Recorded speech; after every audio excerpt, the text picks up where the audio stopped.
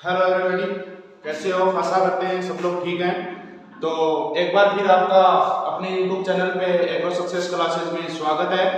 तो पिछली क्लास में अपन ने पढ़ा था एग्रोनॉमी। क्या पढ़ा था? एग्रोनॉमी यानी सस्य विज्ञान। क्या पढ़ा था? सस्य विज्ञान पढ़ा था। उसमें अपन ने करो पढ़ी थी। कौन सी पढ़ी थी? गन्ना करो पढ़ी थी। ठीक है। बेसिकली हमारे 3 यूनिट लगती हैं 12th क्लास के। एक तो एग्रोनॉमी हो गई, दूसरी आती है हॉर्टिकल्चर। कौन सी? हॉर्टिकल्चर यानी उद्यान विज्ञान। कौन सी हो जाएगी? उद्यान विज्ञान। और एक लगती है लास्ट यानी एनिमल हस्बेंड्री। एनिमल हस्बेंड्री तो जिसको बोलते हैं पशुपालन या पशुधन। पशुपालन या पशुधन। तो हमने एक टॉपिक इसका कर लिया जिसके अंतर्गत अपने फसल पढ़ ली गन्ना। तो आज हम पढ़ेंगे हॉर्टिकल्चर। कौन सी पढ़ेंगे? हॉर्टिकल्चर सेकंड इकाई पढ़ेंगे। इसके अंतर्गत क्या पढ़ेंगे अपन? हॉर्टिकल्चर का हिंदी अर्थ होता है उद्यान विज्ञान। क्या होता है? उद्यान विज्ञान होता है। सभी को पता है। अब देखते हैं किस भाषा का वर्ड है। कौन सी भाषा का वर्ड है? तो मैंने बताया था पिछली क्लास में जिस शब्द के अंत में क्या लगा हो? कल्चर लगा हो। क्या लगा हो? कल्चर लगा हो। तो वो कौन सी भाषा का शब्द होगा? वो लैटिन भाषा का शब्द होगा। ठीक है, इतना सभी को पता है क्योंकि ये इसी में देख लो हॉर्टिकल्चर में लास्ट में क्या लगा है? कल्चर लगा है। तो किस भाषा का शब्द हो जाएगा? लैटिन भाषा का शब्द हो जाएगा। किस भाषा का शब्द हो जाएगा बच्चों? लैटिन भाषा का शब्द हो जाएगा। परिभाषा की बात करें, किसकी बात करेंगे? परिभाषा। ये तो लिख दोगे कि उद्यान विज्ञान लैटिन भाषा के दो शब्दों से, किससे? दो शब्दों से मिलकर बना है। किसके शब्दों से? लैटिन भाषा के दो शब्दों से मिलकर ये बना है। अब बात करें कौन से वर्ड से मिलकर बना है? तो हॉर्टिकल्चर। पूरा नाम क्या हो जाएगा? हॉर्टिकल्चर यानी उद्यान विज्ञान। अब इन शब्दों को आपस में तोड़ो। किस शब्दों से? दो शब्दों से मिलकर बना है। कौन से वर्ड से? हॉर्टस प्लस में, कौन से? हॉर्टस प्लस में कल्चरा। सीधी सी बात है, आई को हटाना है और ई को हटाना है। उसके ई के स्थान पे क्या लगाना है अपन को? ए लगाना है। और आई के स्थान पे क्या लगाना है? अस लगाना है। यानी हॉर्टस का अर्थ हिंदी अर्थ होता है उद्यान, या दूसरा शब्द अगर लेते हैं तो बागानी। कल्चर का अर्थ होता है मैनेजमेंट करना। क्या होना है? मैनेजमेंट यानी प्रबंध करना। क्या करना? कल्टीवेशन करना। क्या करना? कल्टीवेशन करना। क्या करना? कल्टीवेशन करना। यानी साधारण सी बात लेते हैं, उद्यान यानी बागवानी फसलें आ जाती है इसके अंदर। बागवानी फसलें कौन सी? जैसे फ्रूट हो गए, फल हो गए, सब्जियां भी हॉर्टिकल्चर के अंतर्गत आती है। सब्जियों की अलग ब्रांच होती है ओलेरी कल्चर, जिसको बोलते हैं। क्या बोलते हैं? ओलेरी कल्चर। क्या बोलते हैं? ओलेरी कल्चर यानी सब्जी विज्ञान। इसकी ब्रांच है ये, सब्जी विज्ञान है ये, हॉर्टिकल्चर की ब्रांच है। बेसिकली बात चल रही है हॉर्टिकल्चर की, यानी हॉर्टिकल्चर लैटिन भाषा के दो शब्दों से मिलकर बना है। कौन से शब्दों से? हॉर्टस प्लस में कल्चरा। हॉर्टस का अर्थ होता है गार्डन, यानी क्या होता है?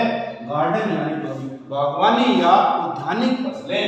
कल्चर का मैनेजमेंट या कल्टीवेशन। यानी अगर पूरी परिभाषा की वजह से बात करें तो किस तरीके से लिखोगे?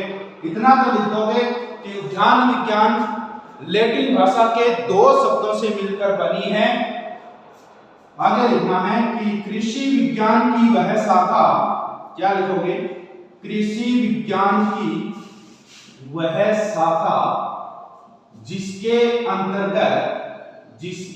अंतर्गत फल, सब्जियों व फूलों का वैज्ञानिक तरीके से, किसके तरीके से, वैज्ञानिक तरीके से क्या करते हैं, खेती करते हैं। क्या कहलाएगा, उद्यान विज्ञान कहलाएगा। ठीक है, इतना समझ में आ गया। उसके बाद में अपन पढ़ते हैं उद्यान विज्ञान की फसल कौन सी होती है। तो सबसे पहले 12th क्लास में अपन फसलें पढ़ेंगे। कौन सी पढ़ेंगे, फ्रूट पढ़ेंगे। क्या पढ़ेंगे, फल पढ़ेंगे। कौन सा फल पढ़ेंगे आज हम फल पढ़ेंगे आम। कौन सा पढ़ेंगे, आम, मैंगो। ठीक है, यानी फलों उद्यान। कौन सी पढ़ेंगे, फलों उद्यान, फलों का अध्ययन करना फलों उद्यान में कहलाता है। तो चलो देखते हैं, इसमें पहले पढ़ते हैं आम। सबसे पहले क्या देखते हैं, जैसे अपन ने गन्ना पढ़ा था पिछली क्लास में, गन्ने में क्या देखते हैं, botanical name, family, tone, origin place. वैसे का वैसा सिस्टम क्या चलेगा, अपने इसमें भी चलेगा।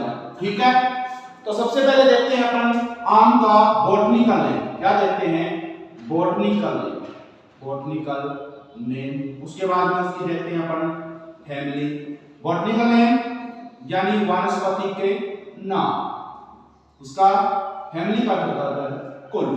ठीक है, तो क्या हो जाएगा, मेजिफेरा इंडिका। मेजिफेरा इंडिका, या अगर इंग्लिश में बात करें तो MEGI मेजिफेरा, यानी मेजिफेरा इंडिका। अब बात करें फैमिली की, तो फैमिली होती है इसकी एनाकार्डियेसी। क्या होगी, एनाकार्डियेसी। ठीक है, क्या हो जाएगी, एनाकार्डियेसी। ध्यान रखना कि बॉटनिकल नेम यानी वानस्पतिक नाम हो जाएगा मेजाफेरा इंडिका। ठीक है, उसके बाद में उसकी फैमिली देखते हैं यानी एनाकार्डियेसी। उसके बाद में उसके क्रोमोसोम यानी गुणसूत्र देखते हैं, गुणसूत्र देखते हैं। कितने गुणसूत्र कितने होते हैं, लगभग कितने होंगे, 40 होंगे। कितने होंगे, 40 होंगे। और 4x होंगे, 4x के साथ भी क्या होंगे, चतुष्गुणित होंगे, 4 गुणित होंगे। कितने होंगे, 40, यानी 40 गुणसूत्र होंगे। ठीक है, उसके बाद में इसको देखते हैं अपन ओरिजिन प्लेस। क्या होगा, ओरिजिन प्लेस यानी उत्पत्ति स्थान। उसके बाद में देखते हैं इसका एडिबल पार्ट यानी क्या होगा, खाने योग्य भाग। क्या होगा, खाने योग्य भाग। उसके बाद में देखते हैं फ्रूट टाइप कौन सा है, इसका फल प्रकार कौन सा है, फ्रूट टाइप कौन सा है, फल प्रकार कौन सा है। ठीक है, सभी में से पढ़ेंगे क्रॉप में। तो ओरिजिन प्लेस हो जाएगा इसका भारत। ओरिजिन प्लेस क्या हो जाएगा, भारत, यानी दूसरा भी लिख सकते हो इसको इंडो बर्मा, दोनों में पाया जाता है। यानी ओरिजिन प्लेस यानी उत्पत्ति स्थान सबसे पहले कहां मिला है, कहां जन्म लिया हमने, कहां लिया, भारत में, इंडो बर्मा में। एडिबल पार्ट यानी खाने योग्य भाग हो जाएगा मध्य फल भित्ति, यानी इस तरीके का आम होता है। देखो क्या होता है, इस तरीके का अपने काम लेते हैं, उसके जो बाहरी भित्ति है उसको अपन छोड़ देते हैं, अंदर से क्या बनती है, इसके एक गुठली बनती है। क्या बनती है, गुठली बनती है। तो गुठली जिस फ्रूट के अंदर क्या मिलती है, गुठली मिलती हो, उसके फ्रूट टाइप क्या हो जाएगा, ड्रूप हो जाएगा। क्या हो जाएगा बच्चों, ड्रूप हो जाएगा। ठीक है, यानी दोबारा देखो कि बॉटनिकल नेम यानी वानस्पतिक नाम तो हो जाएगा मेजाफेरा इंडिका, और फैमिली हो जाएगी इसकी एनाकार्डियेसी। ठीक है, और गुणसूत्र यानी क्रोमोसोम की बात करें तो कितने पाए जाते हैं, 40 पाए जाते हैं, वो भी मिलेंगे कितने, चतुष्गुणित यानी 4x मिलेंगे। उसके बाद में बात करते हैं ओरिजिन प्लेस यानी उत्पत्ति स्थान की, तो कहां होता है, भारत यानी इंडो बर्मा में सबसे पहले हम कहां पनपा, भारत में, अपने इंडिया में पनपा। एडिबल पार्ट यानी खाने योग्य भाग की बात करें तो मध्य फल भित्ति यानी बीच वाला स्थान खाते हैं उसका, गुठली के ऊपर वाला। ठीक है, उसके बाद में फ्रूट टाइप यानी फल प्रकार की बात करें, मैंने आपको बता दिया जिस फल के अंदर गुठली मिलती है, क्या मिलती है, गुठली मिलती है, उसको खाते नहीं है, उसके ऊपर क्या रहते हैं, जूसी पार्ट होते हैं, उसको अपन खाते हैं, यानी क्या खाते हैं, मध्य फल भित्ति खाते हैं। फल के अंदर की जो भित्ति होती है उसको अपन खाते हैं, उसको क्या बोलते हैं, जो मध्य फल भित्ति बोलते हैं। उसके बाद में बात करते हैं फ्रूट टाइप की, कि फ्रूट टाइप यानी इसका फल प्रकार कैसा होगा, ड्रूप होगा। इतनी बात समझ में आ गई? चलो आगे देखते हैं। इसके बाद में बात करते हैं कि फलों का उपनाम क्या है, यानी आम को क्या कहते हैं, प्रत्येक फल के उपनाम होते हैं, ठीक है। तो आम को क्या बोलते हैं, किंग ऑफ ए, आम को क्या बोलेंगे भाई, king of a fruit, king of a fruit बोलते हैं, यानी फलों का राजा। क्या बोलेंगे भाई, फलों का राजा किसको बोलते हैं, आम को बोलते हैं, फलों का राजा आम, फलों का राजा आम। उसके बाद में क्या बोलते हैं इसको, भारत का गौरव फल, भारत का गौरव फल कौन सा हो जाएगा, आम हो जाएगा। उसके बाद में उसको भी बोलते हैं बाथरूम फल, बाथरूम में फल भी बोलते हैं, बाथरूम फल किसको बोलते हैं, आम को बोलते हैं, किसको बोलते हैं, आम को बोलते हैं, ठीक है। उसके बाद में दूसरा नाम भी है इसका, प्यार का प्रतीक क्या है, प्यार का प्रतीक है। अरे आम का जैसे जैसे रस टपकता है प्यार में भी वैसे वैसे अपन क्या सोचते हैं, रस टपकेगा, इसीलिए तो आजकल लगभग जनता किसमें डूब रही है, प्यार में डूब रही है, इसीलिए आम को क्या बोलते हैं, प्यार का प्रतीक बोलते हैं, चिन्ह of a sign of love, love का साइन चिन्ह प्रतीक किसका है, आम, कौन है, आम फ्रूट है, ठीक है। उसके बाद में उसको भारत की रीढ़ की हड्डी भी बोलते हैं, क्या बोलते हैं बच्चों, भारत की रीढ़ की हड्डी, भारत की रीढ़ की हड्डी भी बोलते हैं, भारत की रीढ़ की हड्डी किसको बोलते हैं, आम को बोलते हैं। याद रखना, बोर्ड क्लास में पूछे तो जेड आईसीआर सुपरवाइजर में ये कंफर्म पूछता है, क्या पूछता है, किंग ऑफ फ्रूट, फलों का राजा कौन है, साइन ऑफ लव, प्यार का प्रतीक कौन है, भारत का गौरव किसे कहते हैं, भारत की रीढ़ की हड्डी क्यों कहते हैं, क्योंकि लगभग सबसे ज्यादा आम का उत्पादन कहाँ होता है, हमारे भारत में होता है। भारत में कहाँ हो रहा है, यूपी उत्तर प्रदेश में हो रहा है। लगभग आय प्राप्त कहाँ से हो रही है, भारत को आम के निर्यात करने से हो रही है, यानी बेचने से हो रही है, ध्यान रखना, ठीक है। एक बार फिर देख लेना, फलों का राजा उपनाम क्या पढ़ रहे हैं अपन बच्चों, उपनाम पढ़ रहे हैं, यानी फलों का राजा क्या है, आम है। भारत का गौरव किसे बोलते हैं, किस कौन से फल को, आम को बोलते हैं। बाथरूम फल, बाथरूम फ्रूट किसको बोलते हैं, आम को बोलते हैं। लव ऑफ साइन, प्यार का चिन्ह यानी प्रतीक किसको बोलते हैं, आम को बोलते हैं। भारत की रीढ़ की हड्डी किसको बोलते हैं, आम को बोलते हैं। अब देखते हैं इसके अंदर क्या पाए जाते हैं, कौन से सिस्टम क्या मिलता है इसमें, तो देखना, आम में विटामिन ए, कौन सा, आम में विटामिन ए क्या मिलेगा, सर्वाधिक मिलेगा, सबसे ज्यादा विटामिन कौन सा पाया जाता है, आम फ्रूट में विटामिन ए पाया जाता है। अगर पूछने कितना मिलेगा, 4800 आयु, आयु का मतलब आयु इंटरनेशनल यूनिट के आधार पे मिलता है, ठीक है। उसके बाद में इसका देखते हैं प्रयोग क्या होता है, कि आम को क्यों पनपाते हैं, अपन क्यों उगाते हैं, प्रयोग क्या होता है इसका, सिस्टम देखते हैं। चलो देखते हैं, आम से क्या बनाया जाता है, सबसे पहले तो आम से अचार बनता है, अमचूर बनता है, चटनी भी बनती है, क्या बनता है, अचार, क्या बनेगा बच्चों, अचार, अमचूर, जो सर्दी में क्या करते हैं, अरे पकौड़ी नहीं खाते क्या, क्या काम में लेते हैं, अमचूर चटनी काम में लेते हैं, किसमें काम में लेते हैं, पकौड़ियों में खाने के लिए किसका काम में लेते हैं, अमचूर चटनी किससे बनती है, आम से बनती है, ध्यान रखना। उसके बाद में उसका देख लेना क्या बनते हैं, अचार हो गया, अमचूर हो गया, चटनी हो गया, और सकवेस हो गया, और मुरब्बा हो गया, सकवेस और मुरब्बा हो गया। अरे मुरब्बा जानते हो क्या, मुरब्बा मीठा होता है, लोग खाते हैं, गर्मियों में काम में लेते हैं। ये प्रयोग पढ़ लेना, एक बार दोबारा देख लेना। उपनाम किंग ऑफ फ्रूट, फलों का राजा भी कहते हैं, बाथरूम फल भी कहते हैं, प्यार का प्रतीक भी कहते हैं, भारत का गौरव भी कहते हैं इसको, और क्या बोलते हैं, भारत की रीढ़ की हड्डी बोलते हैं। मेन हड्डी कौन सी है, भारत की, आम फ्रूट है। फलों की बात कर रहे हैं, नहीं अपन फसलों की बात कर रहे हैं, एग्रोनॉमी नहीं पढ़ रहे। आज हम पढ़ रहे हैं हॉर्टिकल्चर, उद्यान विज्ञान पढ़ रहे हैं। इसके अंदर क्या पढ़ रहे हैं, फलोद्यान पढ़ रहे हैं, आम टॉपिक पढ़ रहे हैं। बात करें विटामिन ए कितना पाया जाता है, विटामिन ए मिलेगा 4800 आयु, आयु का मतलब होता है इंटरनेशनल यूनिट होता है, अंतरराष्ट्रीय इकाई होती है। बात करें आम की, किसमें काम में लिया जाता है, तो अचार, अमचूर, चटनी, सकवे, सोरे, मुरब्बा में काम में लिया जाता है। किसको लिया जाता है, आम को लिया जाता है, ठीक है। अब बढ़ते हैं आम के कुछ महत्वपूर्ण बातें, यानी राष्ट्रीय आम अनुसंधान संस्थान। क्या पढ़ते हैं? राष्ट्रीय आम अनुसंधान संस्थान।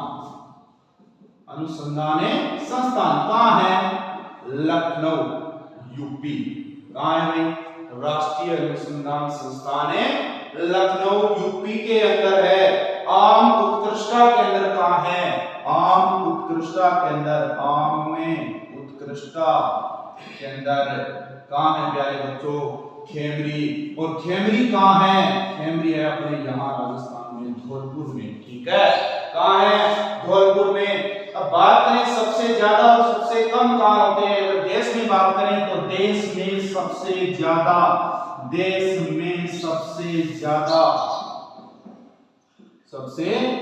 ज्यादा आम कहाँ होते हैं? कहाँ होते हैं भाई? अपन ने बताया था उपनाम में, क्या पढ़ा था? भारत की रीढ़ की हड्डी बोलते हैं, इसलिए सबसे ज्यादा कहाँ होगा? भारत में होगा। कहाँ होगा आम सबसे ज्यादा? भारत में होगा। अगर बात करें भारत में सबसे ज्यादा कहाँ होगा? भारत में सबसे ज्यादा कहाँ होगा? कहाँ होगा? उत्कृष्टता केंद्र कहाँ है इसका? लखनऊ यूपी में है, तो कहाँ होगा सबसे ज्यादा? यूपी में होगा। यूपी यानी बात करें तो उत्तर प्रदेश। क्या है? उत्तर प्रदेश में सबसे ज्यादा कहाँ हो रहे हैं? भारत में, उत्तर प्रदेश में हो रहे हैं। और देश की बात करें अपने कहाँ हो रहे हैं? भारत देश में हो रहे हैं। ठीक है, यानी विश्व की बात कर रहे हैं, वर्ल्ड में सबसे ज्यादा कहाँ हो रहे हैं? भारत में। अगर भारत की बात करें तो कहाँ हो रहे हैं? सबसे ज्यादा यूपी में हो रहे हैं। और अगर बात करें राजस्थान में अपने, कहाँ करें? राजस्थान में अपने क्षेत्र में सबसे ज्यादा कहाँ हो रहे हैं? राजस्थान में उदयपुर में हो रहे हैं। कहाँ हो रहे हैं प्यारे बच्चों? उदयपुर में हो रहे हैं। एक बार देख लेना, स्क्रीनशॉट लेना चाहो तो ले लेना। क्या है कि राष्ट्रीय आम अनुसंधान संस्थान कहाँ है? लखनऊ यूपी में है। और आम उत्कृष्टता केंद्र कहाँ पड़ेगा? खेमरी यानी धौलपुर में। अगर विश्व में बात करें तो सबसे ज्यादा कौन से देश में होता है? भारत में होता है। मैंने यह भी बताया था कि भारत की रीढ़ की हड्डी किसको बोलते हैं? आम को बोलते हैं। अगर राजस्थान में बात करें अपने, भारत के राजस्थान में क्षेत्रफल की दृष्टि से सबसे बड़ा राज्य कौन सा है? राजस्थान है। अगर राजस्थान में बात करें सबसे ज्यादा कहाँ होता है तो उदयपुर में सबसे ज्यादा आम का उत्पादन होता है। ठीक है, उसके बाद में देखते हैं कि भारत में यूपी का कौन सा स्थान है? भारत में यूपी का फर्स्ट प्लेस है। कौन सा स्थान है? प्रथम स्थान है। उत्पादकता की दृष्टि से प्रथम स्थान किसका है? यूपी का है, देख लेना। ठीक है, आम में एकल घूर्णता पाई जाती है। क्या पाई जाती है? आम में एकल घूर्णता पाई जाती है। आम में एकल घूर्णता पाई जाती है। आम में एकल घूर्णता पाई जाती है। उसके बाद में बात करते हैं अपन कंटिन्यू के हिसाब से चलेंगे। क्या पढ़ेंगे अब अपन? अब पढ़ेंगे क्लाइमेट। क्या पढ़ेंगे? क्लाइमेट यानी जलवायु पढ़ेंगे। किस आधार की जलवायु हो, उस क्षेत्र में क्या हो, आम पनप जाए तो उसके आधार पर क्या लेंगे?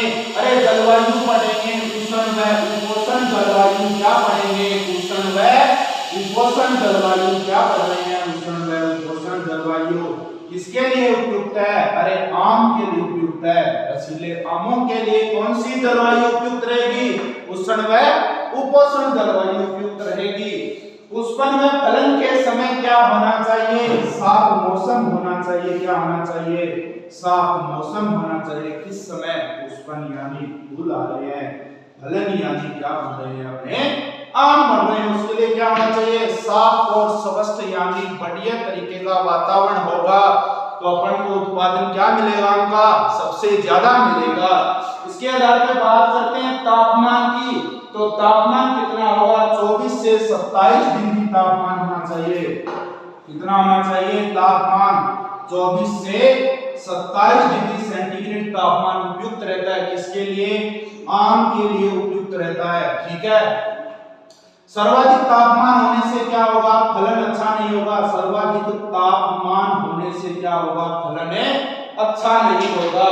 उसके बाद में बात करते हैं अपन सोइल की, यानी मिट्टी पढ़ेंगे। क्या पढ़ेंगे? पहले तो अपन पढ़ते हैं कि क्लाइमेट कौन सी चाहिए, किस क्लाइमेट के आधार पर ये पनप सकते हैं। कोई भी फ्रूट हो चाहे करो तो उसके लिए क्लाइमेट बेसिक होती है। अच्छी होगी तो अच्छी पैदावार देगा, अच्छी नहीं होगी तो गुणवत्ता में भी बढ़ोतरी नहीं होगी। उसके बाद में ऊपर पढ़ रहे हैं सोइल।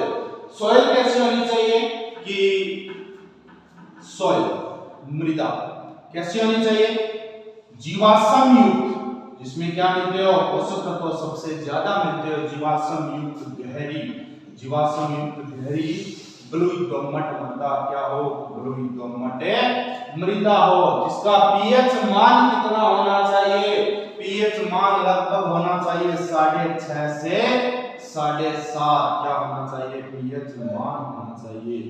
ठीक है, मृदा में क्या पढ़ रहे हैं कि गहरी बलुई दोमट मृदा होनी चाहिए। बेसिकली क्या होनी चाहिए, बढ़िया जीवाश्म यानी पोषक तत्व होनी चाहिए, उर्वरक होनी चाहिए।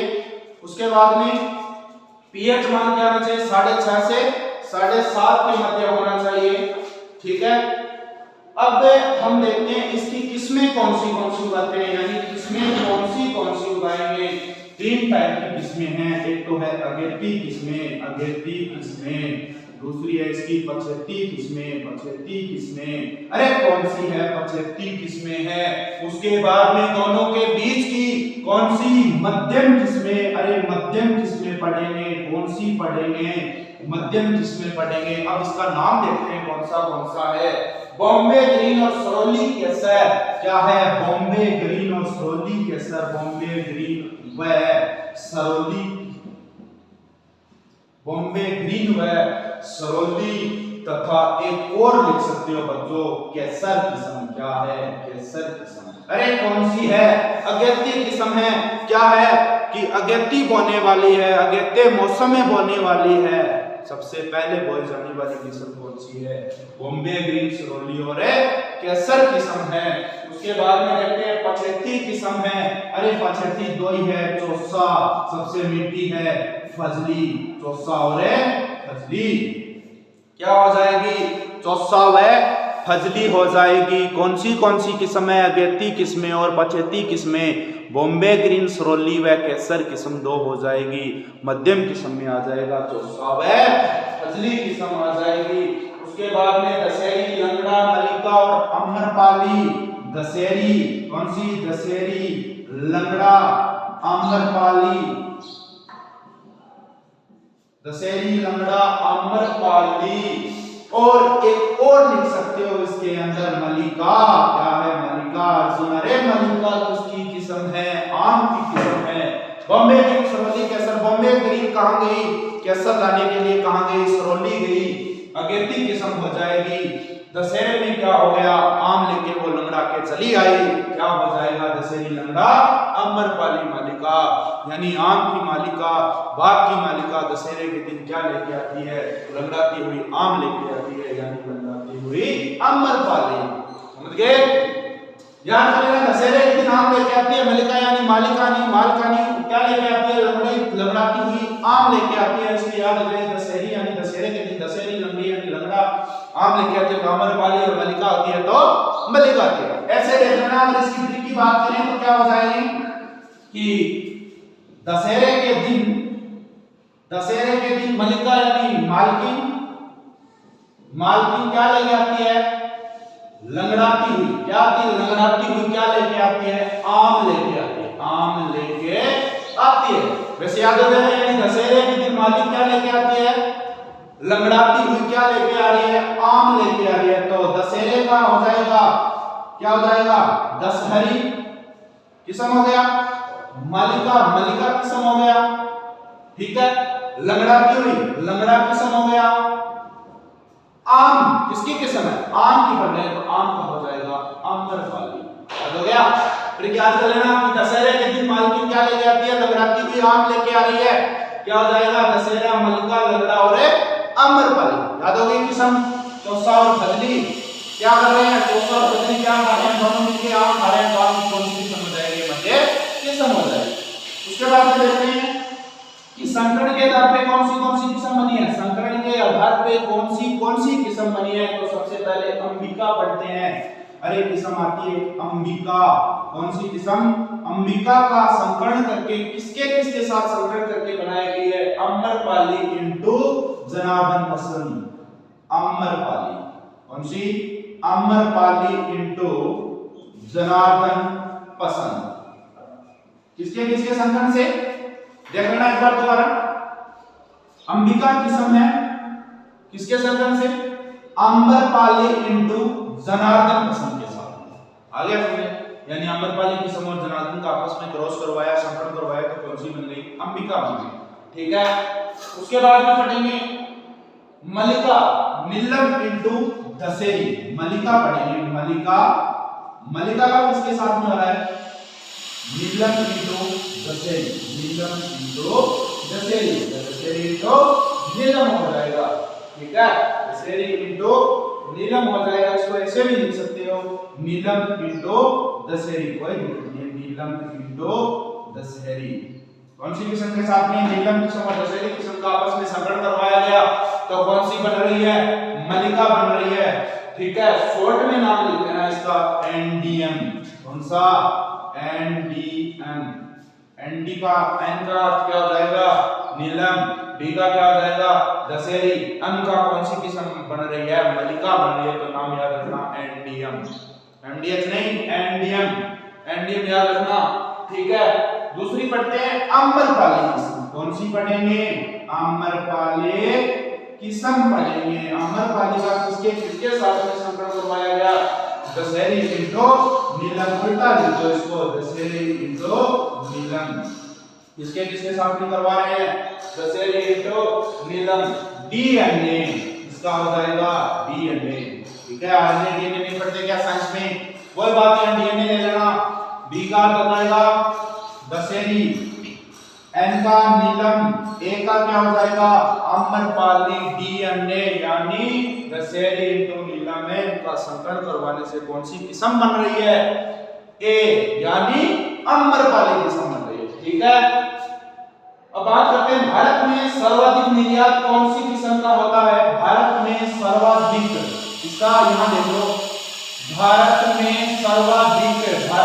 सर्वाधिक निर्यात हेतु निर्यात वाली किस्म कौन सी, निर्यात वाली किस्म कौन सी है, अरे कौन सी है, अल्फांसो। कौन सी होगी, अल्फांसो, अल्फांसो। इसको बोलते हैं हाफूज। दूसरी क्या बोलते हैं, दूसरा नाम इसको हाफूज बोलते हैं। यानी पूछ ले जेट में आ जाए या सुपरवाइजर एग्रीकल्चर सुपरवाइजर में पूछ लेते हैं भारत में सर्वाधिक निर्यात करने वाली आम की किस्म कौन सी है, तो कौन सा टिक करोगे, अल्फांसो या दूसरा नाम दे दे इसका हाफूज, ये सही हो जाएगा अपना। ठीक है, उसके बाद में अन्य किस्में भी देख लो, अगर इसके अलावा ये भी आती है देख लेना, इसका अगर स्क्रीनशॉट लेना चाहे तो वो भी ले सकते हो। ठीक है, अगेती किस्म कौन सी, बॉम्बे ग्रीन, सरौली केसर।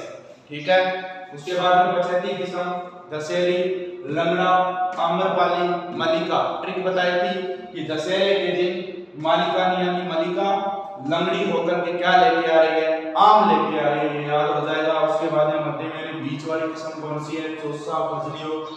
सबसे ज्यादा मीठी किस्म कौन सी है, मीठी किस्म, अरे मीठी किस्म कौन सी है सबसे ज्यादा, चौसा। ठीक है, सबसे ज्यादा मीठी किस्म कौन सी है, चौसा।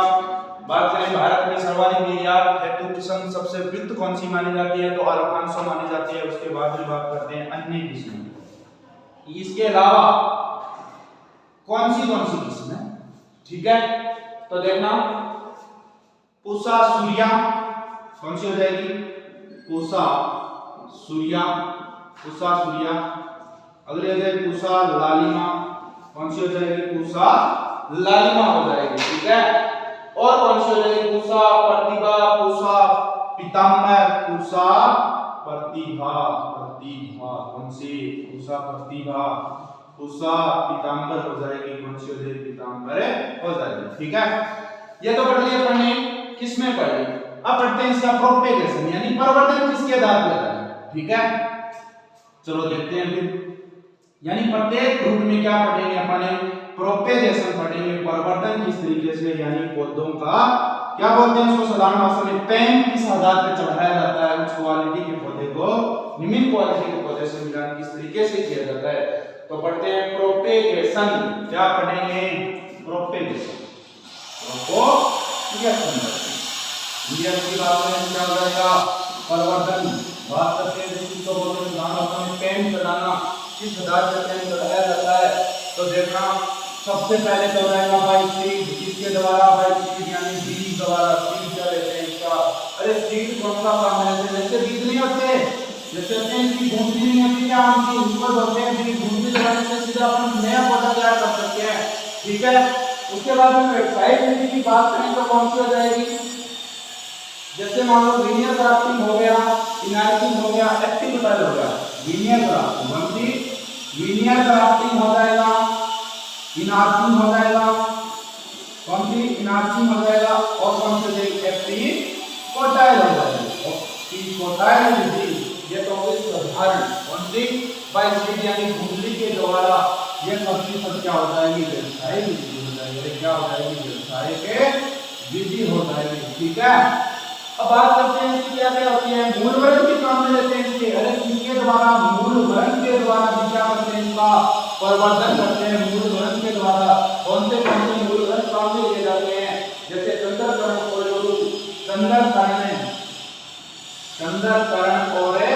ओलोरू, ये क्या लेते हैं, इसका काम में लेते हैं मूल वर्ण। अब पढ़ते हैं विधि किस तरीके से होती है, लीनियर ग्राफ्टिंग और ये व्यावसायिक विधि पढ़ना जरूरी है। बाई सीड में क्या करते हैं, गूंथनी को सीधा आपको क्या कर देते हैं, बो देते हैं, उसके बाद में कर देते हैं, 5 या 6 दिन के बाद में 10 दिन से लगभग क्या हो जाएगा, वो पूर्ण हो जाएगा, इस गूंथनी से क्या बन जाएगा, नया पौधा तैयार हो जाएगा आपका।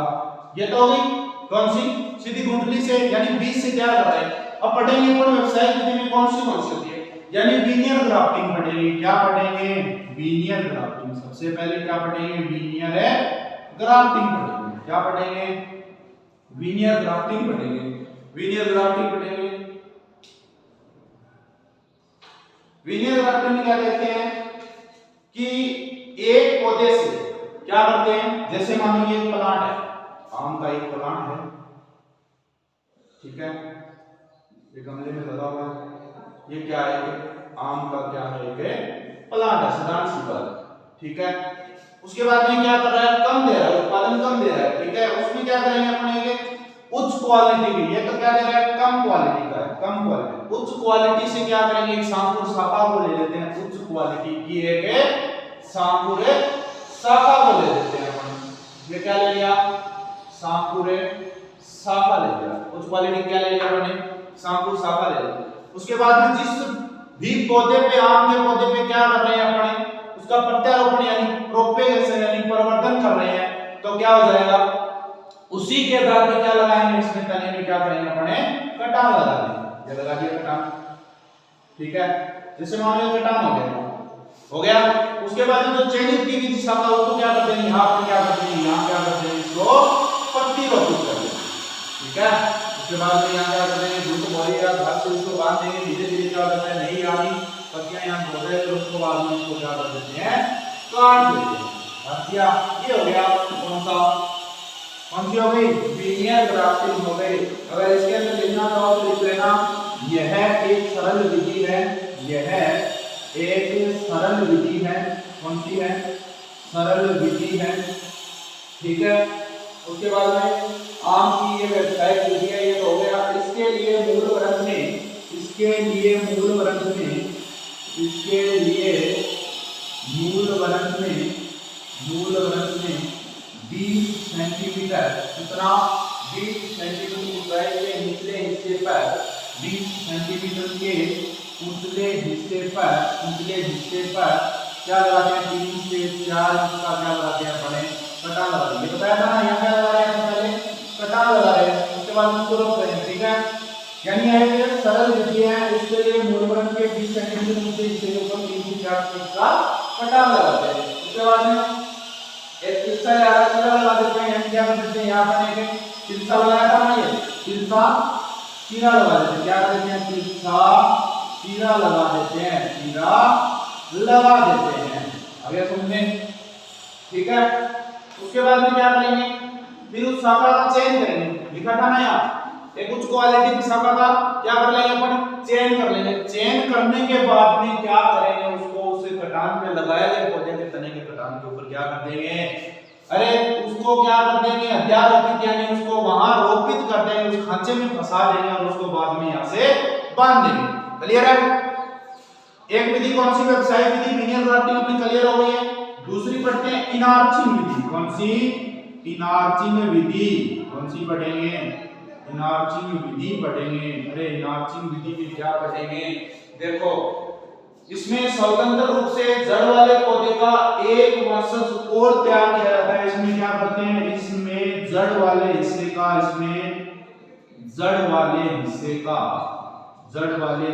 का एक और मूल ग्रंथ तैयार करते हैं। कौन सा तैयार करते हैं? एक मूल ग्रंथ तैयार करते हैं। इसमें काम क्या रहेगा? नए तो पौधे को हटाएंगे, नए पौधे को काटेंगे। जैसे मान लो यहाँ एक गमले में क्या लगा है? ये पौधा लगा है। क्या लगा है? आम का एक पौधा लगा है। ठीक है, ये लगा है। अपन क्या कर रहे हैं? इसमें अपने प्रोपेगेशन कर रहे हैं। यहाँ पे क्या लगा है? एक और पौधा लगा है। ठीक है, इस पौधे को नए तो अपन काटेंगे, नए क्या करेंगे? हटाएंगे। जैसे मान लो ये पौधा है, इसको यहाँ से क्या करेंगे? इसके साथ में लगा देंगे। क्या कर रहे हैं? इसको इसके पास में ले जाएंगे। क्या कर रहे हैं? यहाँ इसको ले जा रहे हैं, इसके पास में ले जाकर क्या कर रहे हैं? इसको बांध रहे हैं। जहाँ तने के पास में क्या करेंगे? खांचा बनाकर इसको क्या करते हैं? हम यहाँ से बांध देंगे। धीरे धीरे ये क्या हो जाएगा? पूरा का पूरा पौधा यहाँ से हो जाएगा, बंध जाएगा। बंधने के बाद में यहाँ से क्या हो रहा है? धीरे धीरे नया पौधा तैयार हो जाएगा। ये क्या हो जाएगा? नया पौधा तैयार हो जाएगा। नया पौधा तैयार हो गया, इसको यहाँ से क्या कर देते हैं? बाद में काट देते हैं, कटान लगा देते हैं, कटाने लगा देते हैं। आ गया समझ में? यानी ना तो शाखा का चयन करते हैं, ना ही पौधे को हटाते हैं। सीधा क्या करते हैं? एक पौधे से दूसरे पौधे के पास में लाते हैं। पास में लाने के बाद में उसकी यानी शाखा को किसके साथ में बांध देते हैं? यानी उसको अटैच कर देते हैं। कने के पास में इसको बांध दिया। बांधने के बाद में इसको क्या करते हैं? धीरे धीरे नमी के साथ में क्या करते हैं? खांचे बांधने के बाद में नमी से क्या हो जाएगा? ये नया पौधा तैयार हो जाएगा। और जो पुराना पौधा है उसकी जो ऊपर वाली टहनी है उसको क्या करेंगे? यहाँ से अपने काट देंगे। उसके बाद में नया पौधा तैयार हो गया। ये कौन सी होगी? इनार्चिंग विधि हो गई। ठीक है, उसके बाद हम करते हैं एक्टिपोटाइल विधि। क्या करते हैं? एक्टिपोटाइल विधि। देखो एक तो हो गई वीनियर ग्राफ्टिंग, दूसरी पढ़ते हैं इनार्चिंग विधि, तीसरी पढ़ते हैं एक्टिपोटाइल विधि। कौन सी? एक्टिपोटाइल विधि पढ़ेंगे। एक्टिपोटाइल विधि तीनों क्या है? ये व्यावसायिक विधि पढ़ रहे हैं। किसकी पढ़ रहे हैं? आम की पढ़ रहे हैं। कौन सी? व्यावसायिक विधि पढ़ रहे हैं। क्या पढ़ रहे हैं? व्यावसायिक विधि पढ़ रहे हैं।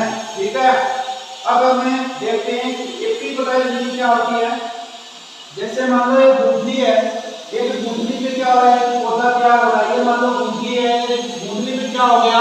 एक पौधा तैयार हो गया। यहाँ क्या हो गया? एक पौधा तैयार हो गया, एक पौधा तैयार हो रहा है। दूसरे पौधे की शाखा को लाते हैं। हम क्या कर रहे हैं? ये मान लो एक शाखा का चयन किया यहाँ। ये क्या है? एक शाखा का अपन ने क्या कर लिया? चयन कर लिया। उस गुठली पे जो तना है उसको क्या कर लेते हैं? इस तरीके का तिरछा कटान लगा देते हैं। किस तरीके का होना चाहिए? इस तरीके का तिरछा कटान होना चाहिए उसके ऊपर। जैसे मान लो एक गुठली है, इसके ऊपर तिरछा कटान होना चाहिए। जैसे ही उस अंकुर शाखा को लाते हैं, इस तरीके की क्या कर देते हैं? उसके ऊपर एक बांध देते हैं। उससे क्या हो जाता है? नया पौधा यहाँ से क्या हो रहा है? तैयार हो रहा है। तना गया समझ में? ये तीनों अपनी आम की व्यावसायिक विधि कंप्लीट है। उसके बाद में देखते हैं पौध लगाना। क्या पढ़ेंगे? पौध लगाना। पौध रोपण करना या क्या करना? पौध लगाना। क्या करना? पौध लगाना या पौध रोपण करना। ठीक है, किस तरीके से करेंगे? कि वर्गाकार विधि से सर्वाधिक पौधे लगाए जाते हैं आम के। नंबर पॉइंट फर्स्ट लिखना, सर्वाधिक विधि, सर्वाधिक रूप से पौधे किसके रूप में लगाए जाते हैं? किसमें लगाएंगे? वर्गाकार विधि में लगाते हैं। वर्गाकार विधि में लगा रहे हैं। किसमें लगा रहे हैं? वर्गाकार विधि में लगा रहे हैं। वर्गाकार विधि में लगा रहे हैं। किसमें लगा रहे हैं? वर्गाकार विधि में लगा रहे हैं। गड्ढों को किसमें लगाएंगे? गड्ढों को क्या करते हैं? मई जून महीने में। गड्ढों को मई जून महीने में क्या करते हैं? किसमें? मई जून महीने में तैयार करते हैं। अरे मई जून महीनों में क्या करते हैं? तैयार करते हैं।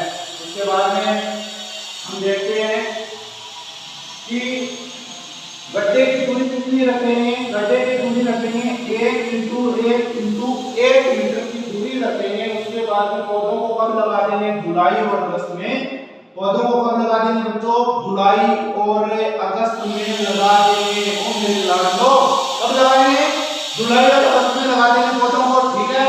उसके बाद में पौध अंतर देखते हैं कितना रखेंगे।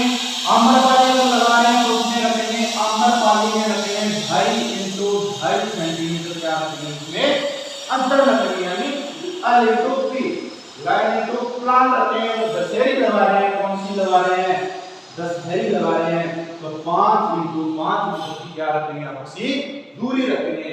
उसके बाद में अपन पढ़ेंगे खाद व उर्वरक, क्या पढ़ेंगे, खाद व उर्वरक पढ़ेंगे, ठीक है।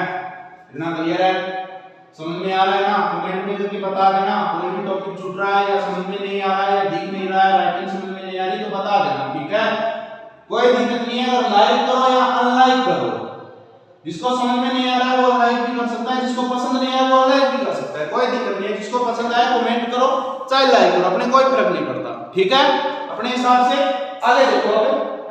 उसके बाद अपन पढ़ रहे हैं खाद व उर्वरक, क्या पढ़ेंगे, खाद व उर्वरक क्या देते हैं, हमेशा याद रखना एनपीके का अनुपात देते हैं, क्या देते हैं, एनपीके का अनुपात देते हैं। एनपीके मतलब है नाइट्रोजन, फास्फोरस और पोटास, कितनी कितनी केजी में दे रहे हैं ये देख लेना। यानी नाइट्रोजन फास्फोरस दे रहे हैं तो किसके आधार पर देंगे फास्फोरस को, SP single super phosphate. Super phosphate कितनी देंगे, 0.25 से 0.75 केजी क्या दे रहे हैं, प्रति हेक्टेयर दे रहे हैं phosphorus, SP super phosphate. MOP muriate of potash, potash किस रूप में दे रहे हैं, एमओपी म्यूरेट ऑफ पोटास 0.25 से 0.75 केजी भी दे सकते हैं। इसके अलावा अगर देखना चाहो तो 0.25 से 0.50 तक भी अपने दे सकते हैं इसको।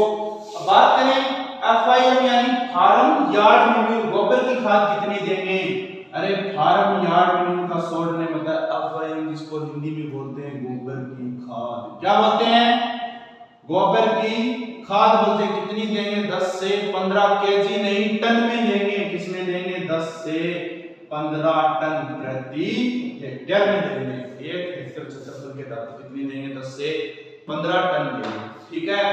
उसके बाद में यूरिया भी डाल सकते हैं, कितनी डालेंगे, यूरिया लिख लेना, यूरिया कितनी डालेंगे, 0.1 से 1.25 यानी 2.5 केजी, कितनी 1.25 केजी देंगे, ठीक है। उसके बाद में देखना कटाई छंटाई ट्रेनिंग एंड प्रूनिंग, कटाई व छंटाई, कटाई व छंटाई क्या करेंगे, कटाई व छंटाई। क्या होता है कि पौधे की सूखीकृत शाखाओं या रोगग्रस्त शाखाओं को हटाना क्या कहलाएगा, कटाई। अगर कोई धसी हुई या फंसी हुई शाखा है, आपस में उलझी हुई है, उसको हटाना क्या कहते हैं, छंटाई कहलाता है। अगर दोनों को बात करें आपस में तो हिंदी में बोलते हैं इसको training and pruning, training and क्या बोलते हैं इसको, प्रूनिंग बोलते हैं। क्या बोलते हैं, ट्रेनिंग एंड प्रूनिंग। यानी रोगग्रस्त शाखा, उलझी हुई शाखा, सूखीकृत शाखा, जो मतलब कम पत्तियों वाली शाखा है उसको हटाने क्या कहलाता है, कटाई छंटाई कहलाता है। आम में कब की जाती है कटाई छंटाई, लेना कि जब तना का हो जाए 75 से 100 सेंटीमीटर का हो जाए, तने का आकार कितना हो जाए, 75 से 100 सेंटीमीटर का ऊंचाई पे हो जाए, क्या हो जाए, हाइट पे हो जाए, उसके बाद में क्या करते हैं, उसकी कटाई छंटाई कर देते हैं, यानी काट छांट कर देते हैं, ठीक है। उसके बाद में सिंचाई है, उसके बाद में देखना सिंचाई व निराई है, इरिगेशन। क्या देखेंगे, इरिगेशन यानी क्या करेंगे, सिंचाई। और दूसरी क्या बोलते हैं, इंटरकल्चर, इंटरकल्चर या तो बोलते हैं अंतरासस्य, क्या बोलते हैं, अंतरासस्य। इसी का दूसरा नाम क्या है, निराई गुड़ाई। अरे साधारण भाषा में क्या बोलते हैं इसको, निनाण करना।